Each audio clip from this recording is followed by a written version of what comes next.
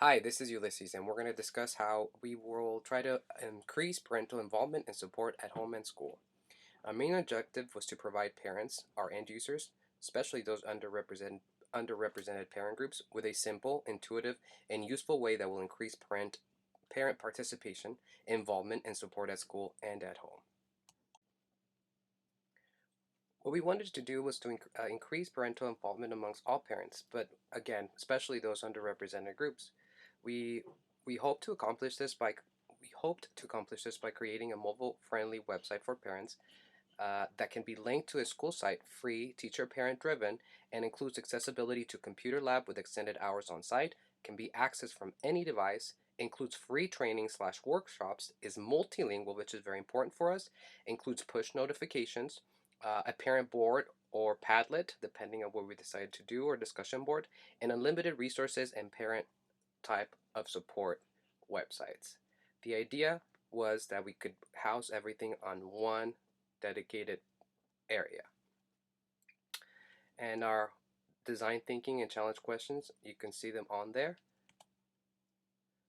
Now, how did we come up with this focus group, and how did we specifically focus on this group? Well, as you can see from the graph and the statistics from the U.S. Department of Education, National Center of Educational Statistics, it gives you the different races and the different groups and the different types of activities or parental activities for school. See from this slide, the underrepresented groups of parental involvement, there are still some gaps between the different types of groups. And what we want to do is make sure that we push through and fill those gaps, and again, help those parents to see that they can be a part of their child's life regardless of how their personal and professional lives might be, or how busy they might be. And if you can see that most parents have a hard time volunteering already, they do attend, most of them attend parent teacher conferences because some of them kind of are required to.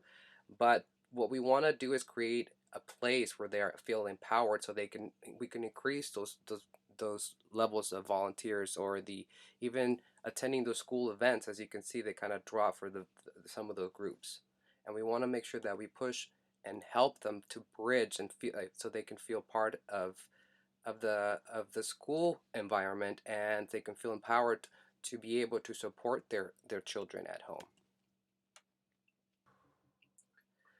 Parental expectations. As you can see, there are still gaps here as well, and you can see the discrepancies among the expectations of these parents and their students.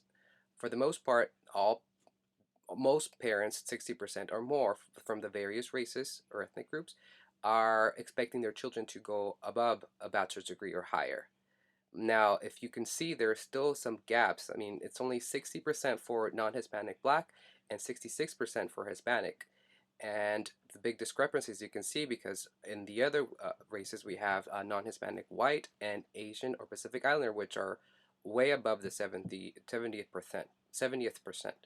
So again, we want to make sure we bridge that, because if the parents feel empowered to be able to participate and communicate and are informed, their idea of wanting their children to succeed is going to be a lot higher than this data shows.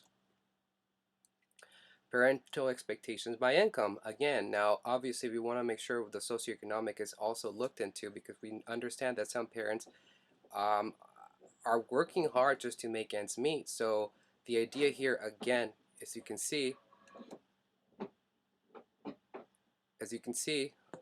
from the data, about 49% of the 20 people that of the parents that make $25,000 or less don't have really high expectations of their children to be able to continue further than some post-secondary education.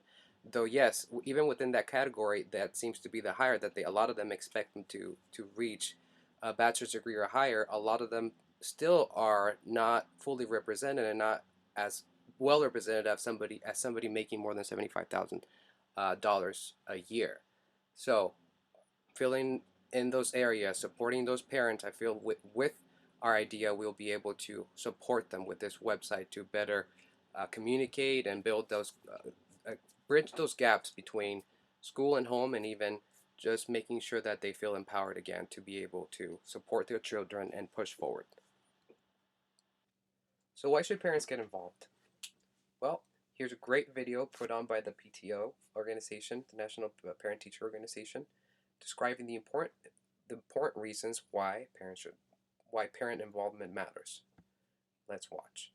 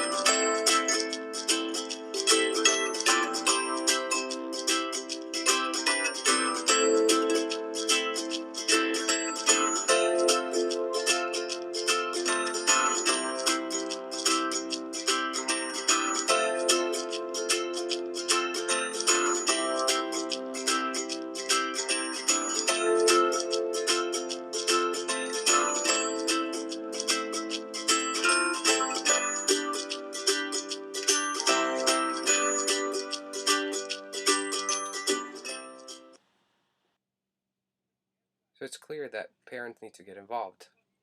There's lots of research that prove it, and it's important for us to find a bridge to get parents involved. And again, especially for those underrepresented groups. I put the other link to the video in Spanish again to get an idea of how we need to be exclusive and make sure that we reach out to parents and allow us to find ways to communicate with them and not to let things like language barriers impede that communication. So the importance of strong communication. Well, what's the importance? Well, we are communicating constantly with parents. Schools making sure we email them. We have websites. We have announcements, and we have discussions. So if we find a way to bridge all of these different ways of communicating, and at the same time making sure we provide them in the language that they feel comfortable with, we will be able to have that sense of strong communication and build that bond between parent and teacher and student. So again, that trifecta of having a strong connection and strong communication amongst parents and teachers will allow us to bridge that, allow us to close that gap or help initiate to close that gap.